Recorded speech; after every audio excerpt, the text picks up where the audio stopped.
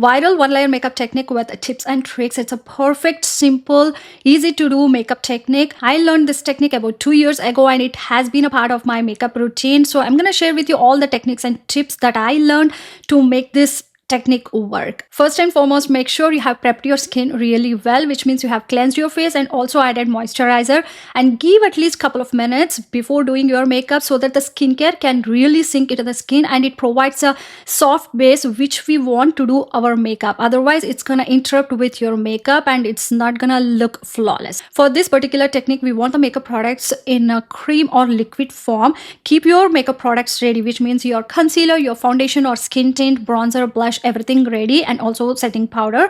First, take your concealer and apply where you need coverage. For me, it's always under eyes, around the nose, and a little bit right here around the mouth. This is L'Oreal Serum Concealer, provides medium to buildable coverage.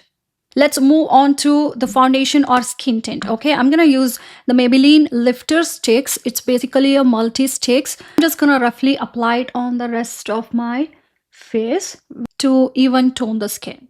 You can of course use any foundation that you have or skin tint that you have. On the next step is take your blush, cream or liquid blush, and apply just right here, high points of cheeks. Powder products are not suitable for this technique at all. Take your bronzer. Do we see the natural shadow right here?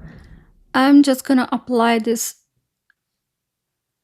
Just gonna add a little bit on the nose to add some definition. I personally don't like to apply any product on my forehead, but if you want to, you can easily apply your skin tint or foundation. What I do instead is, with whatever left on the brush, I always just lightly stamp that on the forehead. So once we have these products layered on, next step is take a hydrating setting spray. Make sure it's a hydrating one. Just spray it on the face. This helps to rehydrate the skin and makes it easier to blend the products. For blending, you can use a brush or you can use a puff. I personally do like to use puff for this technique because this gives the most flawless finish. Now it's like 65% dry. I'm gonna start blending, starting from the skin tint. Using a dabbing motion, start blending. If you swipe, you're gonna mess up with the finish. Always dab the product into the skin. If the products are dry and it is hard to blend, always use setting spray again. Once I have blended the skin tint, I just use the same puff but on this side and then start blending blush and bronzer. So that's why I told you puff is like multitasker. You don't need too many brushes. All you need just one right puff. Make sure that you continue dabbing until the blush and bronzer are married.